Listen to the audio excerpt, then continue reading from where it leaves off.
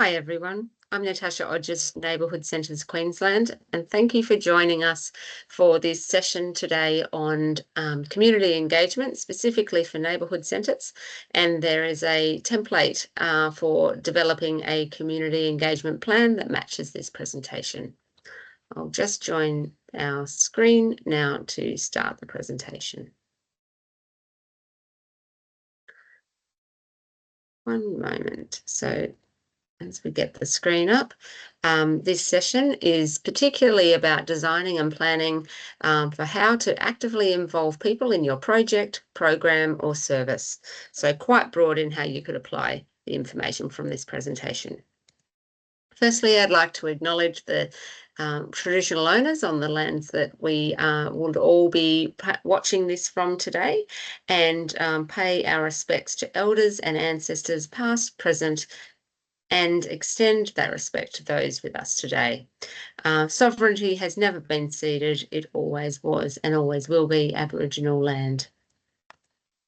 So, as I said, I'm Natasha Odgers. I'm the sector lead for disaster resilience with Neighbourhood Centres Queensland, but I also have over 20 years experience doing community engagement, 15 years experience working in community development after I studied that at university, and quite a range of other experience, including working in the volunteer sector and the environment sector, particularly with land care groups.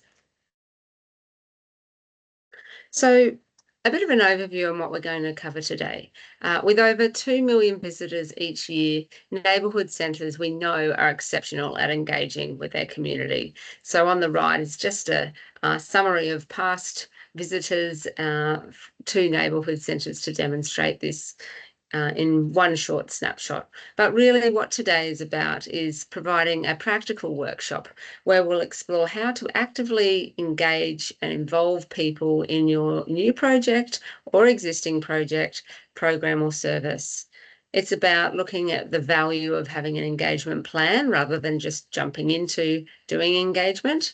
We'll look at key community engagement considerations, an easy step-by-step process to quickly and easily design and write your next engagement plan, and to evaluate your engagement processes, supporting continued improvement and engagement outcomes. So firstly, to define community engagement, there are a range of ways people can consider this, but for our purposes today, we're going to be really guided by the IAP2 Australasia definition, which is the International Association for Public Participation. And that definition sits at community engagement is an intentional process with the specific purpose of working to shape the decisions or actions of members of the community, stakeholders, or organisation in relation to a problem, opportunity, or outcome. Now, community engagement, we can use this work in, as it says, with a range of people, but we're going to be particularly talking in terms of engaging community members, but just keep in mind that these approaches and the plan can be used for stakeholder engagement or broader. So starting with community engagement principles, some of the key principles, particularly highlighted by the IAP2 as core values, are being purposeful and goal-driven. So we really want to make sure that when we're engaging people, we've got a clear understanding of why we're doing this and what we're working towards. We want to make sure that there's trust and relationship focus, which is particularly key in the work of neighbourhood centres, and also the work is values-based and people-centred, inclusive and equity-centred, impactful and outcome-orientated. So we know that neighbourhood centres thrive in work with community members and really hold a lot of that naturally at the core. Some other principles that I've put here, which are particularly pertinent to looking at this work in terms of a community development lens, because what we're doing with this this approach and this presentation is not only looking at community engagement in its own right, but also coming to it through a community development lens. So having community-led as one of the principles is particularly important. We want people to decide what changes they want to make or how they want to go about them. So the organisation's workers' role as a change agent is really to facilitate this process, helping communities to understand the issues affecting them and design processes that can help implement their own solutions. When solutions come from the people, we know that they're much more long-term and sustainable. So thinking also about the principle of being place-based, that's perfect for neighbourhood centres context, because in itself, neighbourhood centres are place-based and do place-based work every day. So engagement programs need to be responsible and responsive to local context and draw out the actions from the community that are appropriate and sensitive to that local place. When looking at having a positive focus, we really want community engagement to be fun, have that real positive appeal, and ideally be inspiring. So engagement should be grounded in these positive actions that participants can make, where participants really can make a difference. So we want to use enjoyable and creative processes such as storytelling or art. Another principle is being practical. So a common failing of behaviour change programs is often to ask participants to take on behaviours that really are not practical due to various constraints people may have. Also, to be action focused is important. So while discussion and education are important, change ultimately happens when there is an action to be taken. So specific actions will depend on the communities involved and the focus of the program, but they should be tangible, practical, and positive. And lastly, in terms of principles, we have to be flexible and adaptable. So all communities we know are different. There's no single community change or engagement program that will be the same, as we need to apply the programs and the design to the people that we're actually working with in all situations. So it's critical to know the community that you're working with, and if possible, test multiple avenues of community engagement techniques before actually finalising the program. Often a suite of measures will be needed to ensure that there is something for everyone in the program. Let's go to the next slide. So benefits of a community engagement plan. We know that not all neighbourhood centres need a plan for every new program or service, but we know that there's particular benefits of having an engagement plan that you might want to consider, and consider for which kinds of programs you would have an engagement plan, where it's really worth it. So some of the benefits is to establish the engagement focus and the scope. Be really clear about what it is that you're striving to do. Also to have shared development and understanding of the process, so involving multiple people. If you've got a plan in place, we know that that's much easier to communicate and work together and keep accountability to the process. Also, keeping people on track. So, we know having a plan includes the time frames, particular measures that we want to keep for our evaluation. So keeping people on track, if we've all got that plan in place, it really helps. And it also can strengthen our funding applications. We know it's particularly valuable if you can put in an application for a project and you've got that community engagement plan showing clearly everything that you're hoping to do. Funders will really look fondly on that. Okay, so what are some various uses of having a community engagement plan? There's so many. So, you could look at having community capacity building and decision making. So this is where you can have really so many benefits out of community capacity and decision making. For example, you might like to consider training local residents in leadership and project management skills or project planning skills, which can be empowering to them to make informed decisions about programs that they would like to see in the neighbourhood centre, such as, say, a youth creative group or a seniors wellness program. Next one is community action. So, for example, a neighbourhood centre might like to, be a hub for organising a local area cleanup day. Community development, that's where you could see community members that could be engaged to work together on shared concerns, such as, say, migrant unemployment, where migrant residents could come together with the neighbourhood centre, local employment agencies and employers to strengthen relationships and opportunities for job seekers. Another example could be around partnerships. So this could be stemming from needs raised in the community, where the neighbourhood centre could partner with the likes of health clinics to provide free health screenings and educational resources if those needs have been expressed by community members. You can also look at it in terms of partnerships. So I've just covered that. So research. A neighbourhood centre might like to run a survey or focus group to learn more about the needs and interests of community members. You could look at it in terms of stakeholder relationships. So building strong connections with local leaders, community associations and other groups could allow the centre to gain support for sharing resources and referral points to better address community challenges such as cost of living. Customer engagement, another way that you could think of that, and you might not use the term customer, it might be just people that are coming in and benefiting from particular programs at the centre. So the centre could host maybe a feedback morning tea with community member attendees to discuss what they're enjoying and where they see improvements could be made. And then in terms of project management, you may have planning to engage suppliers, partners and users of a new meeting area that's part of your centre's building. So there's just a few examples of really thinking about a broad scope of how you could use a community engagement plan.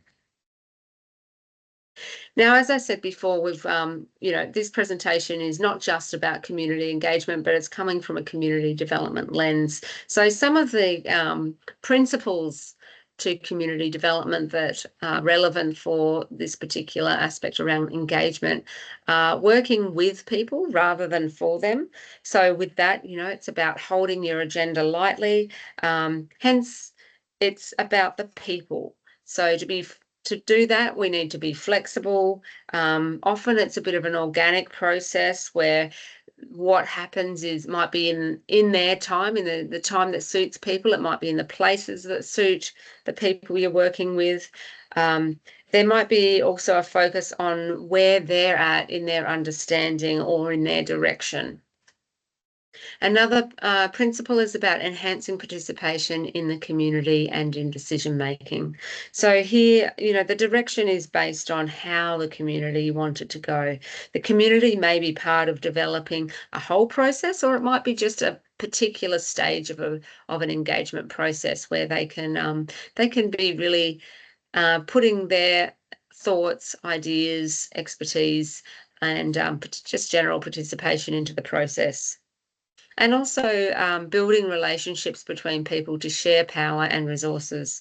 So, this is where processes support community members to identify their own strengths, skills, organisational capacities, needs and interests. So I really encourage you to think about that when we're going through. There's also that importance of empowerment being embedded in the process of people working together. So the community ownership in the process is just as, if not more, important than the outcome. So quick recap, overall key principles that can be very helpful for doing community engagement is working with the people rather than for them, enhancing participation in the community and in decision making, building on the existing strengths, skills and organisational capacities of the community, and building relationships between people to share power and resources.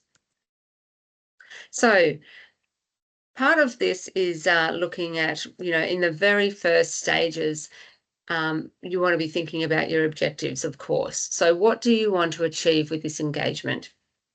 What actions do you want from the community, or for them? What kinds of things would you like to see that come out of working with people? And what are your objectives to working with people? So think about the key outcome you're seeking and build the subject matter around that.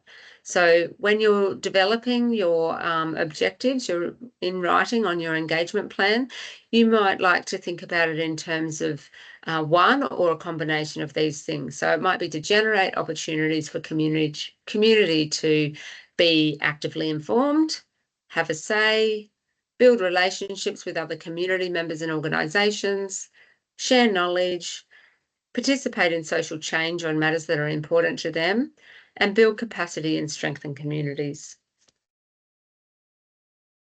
So the next part of the engagement plan is, this is the third section of the engagement plan, is really about your target community. So who are the people you want to engage with?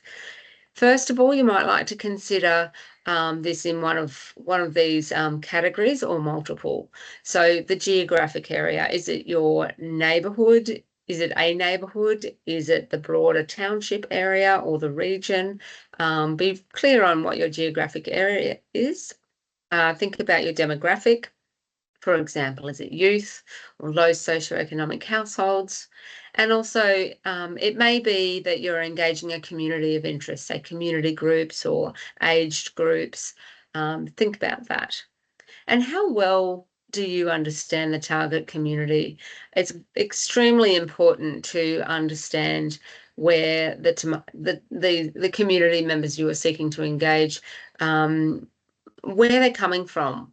So much about them. So to do this, we want to ask individuals. You might like to ask groups, community leaders, service providers, or even do some desktop research on population statistics. So when we're trying to work through what our understanding is of the target community, we might want to think about these things. So what are they motivated by? What is it that really encourages and seeks and builds their interest in what you might be wanting to have a talk with them about? What are their strengths? So, is it something that is based on skills or networks? Who knows? There's lots of things that we can think about there. What are their needs? So do they need to be, is it really important that they've got people have got some strong beliefs that need to be listened to without judgment, for example? So we want to seek to understand the target community, and we may also think about things in terms of their needs, in terms of their time, and asking them straight out to understand. It might not be something that you would anticipate. It might be something that you just need to have an open question for and ask people about their motivations, strengths and needs. And then next, going into barriers. I'll have a few slides on this because this is a larger area for consideration. Okay, so when we're thinking about who we're engaging, thinking about the barriers is absolutely critical, because this can save a lot of time and resources thinking about this up front, and also asking people about this. So think about how will you recognise barriers and design approaches to reach people. So often we can think about barriers in three different ways: one around personal resources, another on motivation and attitude, and also in cultural factors. So, for example, in personal resources, someone might have limited capacity, the limited capacity may be an issue for parents having young children. So a way to get around that barrier may be to consider, do you need to put on some offers for childminding while the parents can actually be focused on the engagement. One example of that was with a disaster preparedness talk that I'm aware of, and it's called Preparedness and Ping Pong. Someone used the resources that they had. A lot of the venues that they were doing with preparedness had just happened to have ping pong tables, so they harnessed that and were able to attract people who had kids to be and have a minder there to have kids to the side and or slightly outside with ping pong tables. They were entertained while people were able to be focused as parents on the exact engagement information about getting prepared for disasters. So other personal resources that could be limitations, maybe having people having limited education, might be physical and mental health issues, geographic isolation, limited transport, limited confidence, limited social networks, or limited time. And we know that limited time is definitely a major factor in this day and age. So I would always be considering how can people engage if they don't have a lot of time. When we're looking at motivation and attitude, think about, if someone has limited knowledge of the benefits of engaging, you might like to focus some initial part of your energy into your communication, your messaging of the benefits of engaging in the first place with you. Plus, you could throw in a few incentives like prizes or food. Another barrier might also be limited knowledge of engagement activities, limited interest and or understanding in the subject matter that you're talking about or you're seeking to discuss. People may have consultation fatigue, and there may also be unmet expectations. That might have been from past experiences, or it might have been through the process of your engagement process. So be conscious of that throughout the time of are you meeting people's expectations? And obviously clear communication up front is so important for that. Cultural factors. So, a common one maybe is language being a barrier. So this is where you could think about simplifying your engagement to key words. One example that a neighbourhood centre has done with this is worked with people that were migrants and had very limited language on some key risk factors in their community. It was around disasters as well. So they used art and bringing people together and just absolutely focused on single key words to make sure that the people understood and could translate it into their own language of what those keywords are as an absolute basis. So it was recognising that we're working with where people are at. Other cultural factors to take into account are minority groups, values and beliefs, and community divisions. Okay, so some qualities for connecting with people. How well do you understand your target community? So this is really looking at what kinds of approaches, particularly through community development, can we take to understand these things. So a key to understanding this is really key to understanding your audience. It can help tailor your approach to the people you seek to engage. It can mitigate risks and maximize success of engagement. So some things to think about is have active listening and open dialogue with target community members to understand their perspectives, aspirations, challenges, and communication preferences. For example, this could be just with individuals, one-on-one discussions, or it could be in small groups or larger at, say, a community meeting. By identifying the target community, you can ensure that your community engagement plan is inclusive, relevant, and responsive. It allows you to develop strategies that resonate with the community's values and priorities, promoting meaningful participation and building trust. Remember that community engagement is a two-way process, and understanding the target community is essential for fostering authentic relationships and successful outcomes. Now, with all of this as well, we need to recognise that time may be a factor to be able to do this effectively. So you might like to plan for that. If you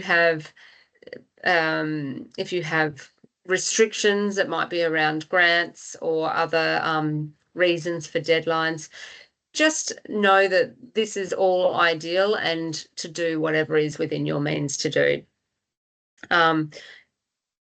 And knowing that for the longer the time you have, the stronger the trust in the relationships that you build will have.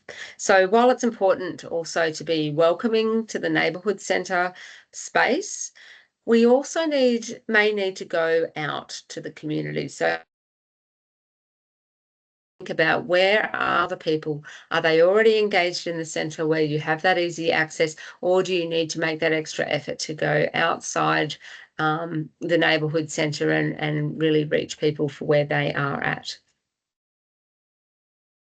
Okay, so looking at the scope of your approach. So this is section 4 of the engagement plan template, to look at engagement methods. So how will you engage with your key community members, and what level of participation and influence do you seek for people to have? So this is something that I have adapted from the IAP2 spectrum of public participation, and the purple is all as it is with IAP2. I've just changed a little bit on the end, and we'll give you some other nuances along the way. So a first level of looking at engagement is what is titled to be the stage to inform. So this is where it's typically one-way communication, which can happen a lot through communications materials, publications.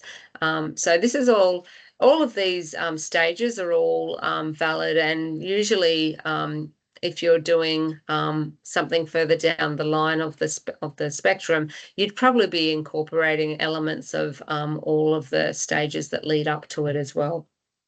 So inform, as I said, is that one-way communication. Then we're going into the level of consult. So that's really where you might have feedback sessions. The organisation listens and acknowledges people's concerns. Then you can go into involve, where it's more interactive workshops. So the organisation can reflect ideas and concerns of the people, but I would also add in there, in terms of from a community development lens, that that involve stage actively involves the people in the process as the participants. So there's a good opportunity there to plan what the workshop is, for example, or whatever other activity. Plan that with the people based on ideas that have come from the people. Next along is collaborate. So a focus group is an example of how this could be undertaken. And that's where, the organisation ensures people's ideas and concerns will be in the decisions as much as possible, or in the action that is proposed as much as possible. I'd also add in there too, though, that the organisation works more equally with people. So ideally, I'd switch this infographic with the grey leading person from the top. I would kind of switch the dial and make that more of a an equal playing field of how people do collaborate. And then ultimately is the reaching the point of empowerment with people. So that's where it's community-led initiatives and decision making. Look, in the IAP2 spectrum, it talks in this stage about voting, and that the organisation will implement what you decide.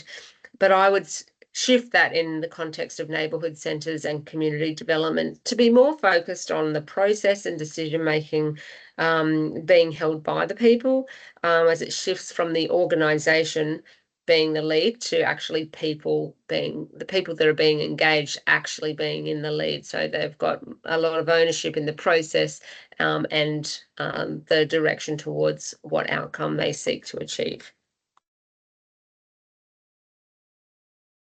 Okay, so some factors to consider.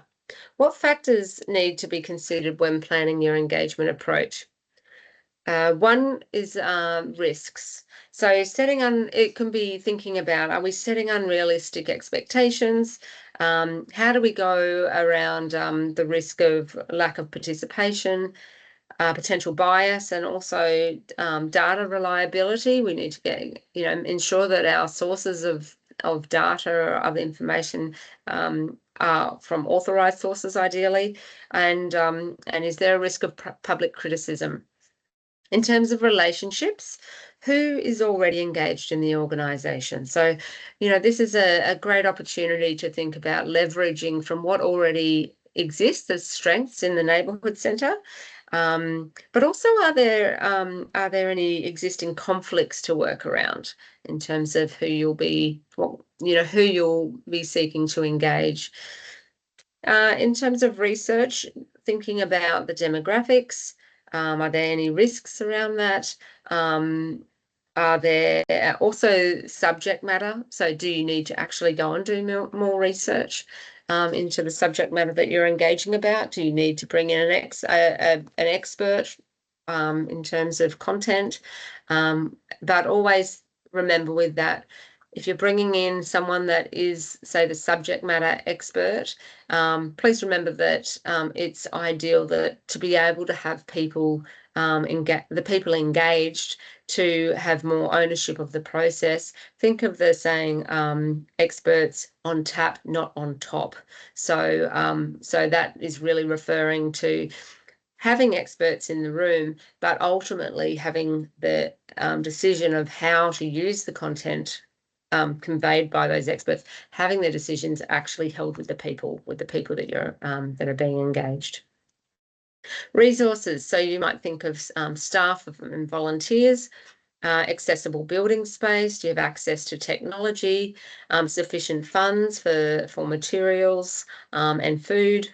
So thinking about those things, and also skills. So do you have the right skills around you for facilitation, for doing dialogue and active listening, subject matter experts on using technology? Okay, so talking now about engagement methods. So a lot of these things will be common and familiar to you as classic engagement techniques. So this can be surveys, dialogue with individuals, focus groups and meetings, information and feedback sessions, online platforms and polls, workshops and events, communication materials and communication channels.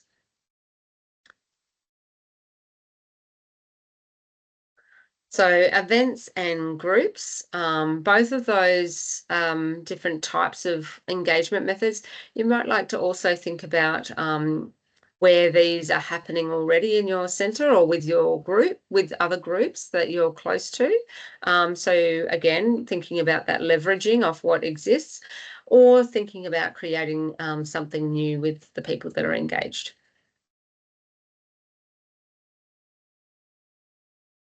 We can also take it another step further and think about creative engagement. So how else could you engage with your community, and what methods would you use for different groups of people? So let's go through a few of these. For looking at community champions. So this is a way to share with others their success stories and beliefs in a cause. If you have people that are in the community that are real community champions for what you're talking about, what you're focusing on with your engagement, how to it's a great way to build empowerment for those people and recognition. Yeah, I'm thinking about incentives, so prizes, free memberships, free food, um, Also, the arts is a great great way. There's so much you can do. It might be creating murals, sculptures, photos, multimedia, even just with magazine collage, magazine photos for collages, performance, music, and visions for the future. Arts can be particularly effective for engaging children. I think one classic example is the rock stars for children, being the Wiggles. I actually had my 3-year-old niece having dinner with us recently, and she highlighted to me basically how well she's been engaged by the Wiggles to have fruit and know that fruit is a good thing to have. So she said, I love fruit. And then she started singing the song Fruit Salad, Yummy, Yummy. So, it's thinking about how, it might be a simple jingle, just ways to make it fun. Also having fun events and games. So one great example I know of is called Disastrous Dinners through the Australian Red Cross. And that's where it's taken a purpose for having people complete a ready plan, a plan to get of what you would do in terms of a disaster, but turning that into a fun event where it's a dinner with, it could be a group of neighbours, and each course of the dinner is focused on a different stage of this Ready Plan app. So everyone's there to fill in a different section of the app at each meal. And so by the time we finish dessert, everyone can finish the dinner having had a great time and having being educated and filled in their plan for disasters at the same time. Also, we could think about interactive competitions and challenges. So, for example, having an obstacle course where people are engaged at each key knowledge point along the obstacle course. Community education, so that could include skills audits, training, mentor programs, skills development days or events, and leadership groups. Passion mashing. This is something that I came to learn about in my earlier years in the land care sector. And this is really a concept where you're mashing two interests. It might be the particular interest or purpose of the engagement, which could sometimes be more of a dry topic, and how to jazz it up with something a bit left field. So you're mashing two interests. So one example from land care was a how to have people between 20 and 30 in their 20s and 30s come and get involved in planting trees and doing other land care kind of activities. So what they did was they had a tree planting event, and all the trees were in a row, in rows, and kind of like speed dating. People would come to each tree. You'd have 2 people at each tree, and they would plant a tree together and have small conversation and start to get to know each other by planting a tree together, and then they'd move on to the next person and the next person. So yeah, pretty innovative idea for how to engage people. So have a think about if there's any left field kind of things, ideas that could be mashed in with your engagement topic. Also, community mapping, so visual interactive processes on large paper to map, say, community resources. And stories. We love stories. We know stories are some of the heart of neighbourhood centres. They could be live, done through video, in small groups, through graphics. So you might get a graphic storyteller to put something on where that can be a visual asset really for the process. And it might just be stories as one-on-one for those that might not feel confident to be more of a public figure in that. So some hints overall here is, remember, go to the people and be strengths-based. Using your existing networks, and ask others in your organisation to support or participate, and then branch out from there.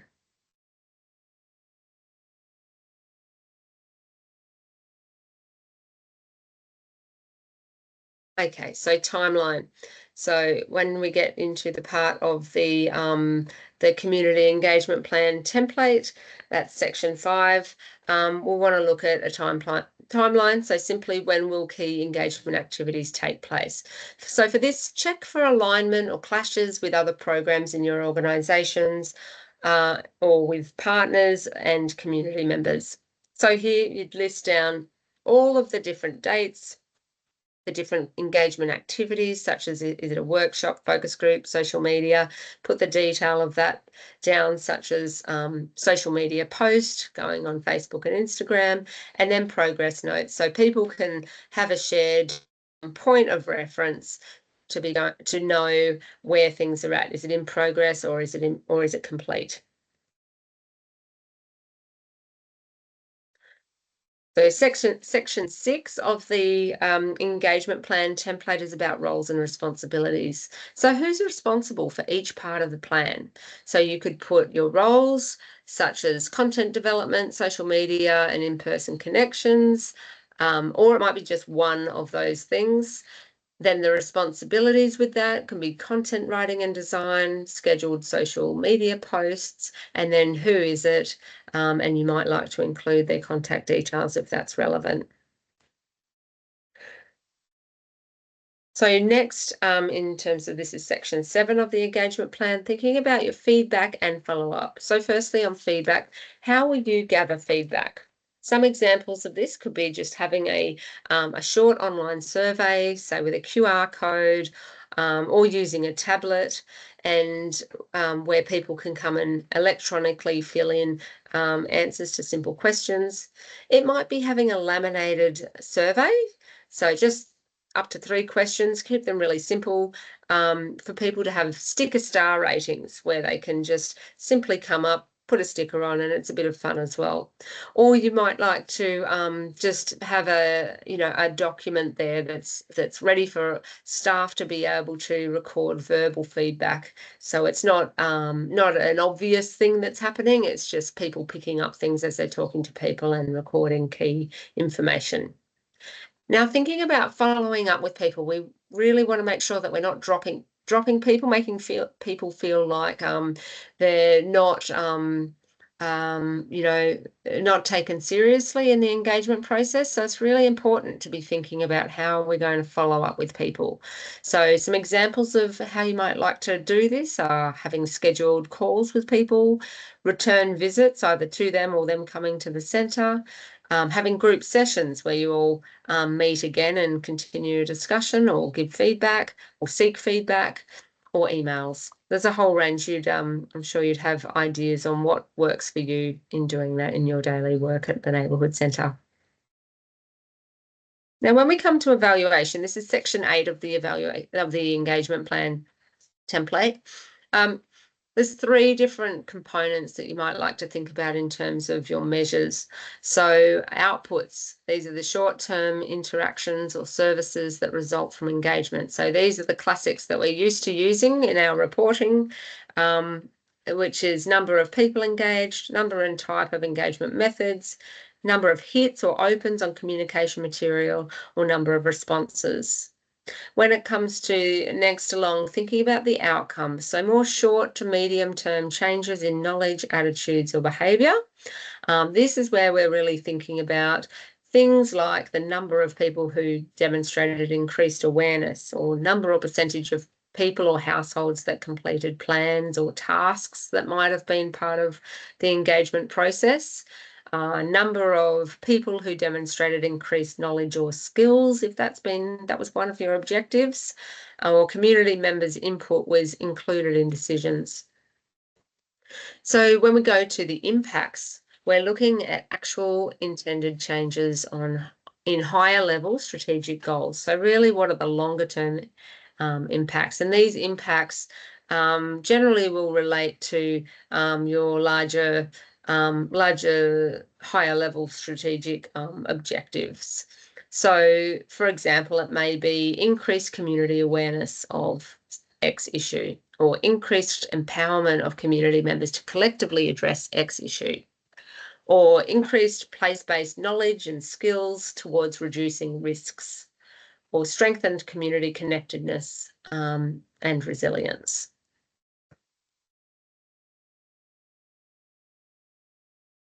So evaluation can take two different focuses.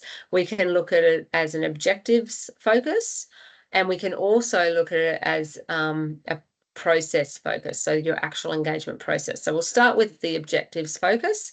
Some key tips on this, thinking to really measure the success of your engagement on the objectives. So we'll go into some examples in the table here on that.